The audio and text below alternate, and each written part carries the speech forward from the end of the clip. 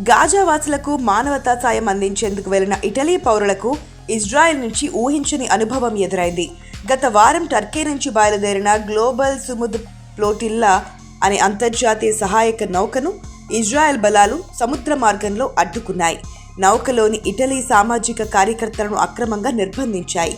వారి చేతులు వెనక్కి విరిచికట్టి మోకాళ్లపై కూర్చోబెట్టి తీవ్రంగా అవమానించాయి.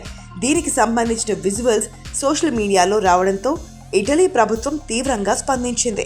తమ దేశ పౌరుల పట్ల ఇజ్రాయెల్ సైన్యం అగౌరవంగా ప్రవర్తించడాన్ని ఇటలీ ప్రధాని జార్జియా మెలోనీ తీవ్రంగా ఖండించారు. ఈ దారుణానికి ఇజ్రాయెల్ తక్షణమే అధికారికంగా క్షమాపణలు చెప్పాలని ఆమె డిమాండ్ చేశారు.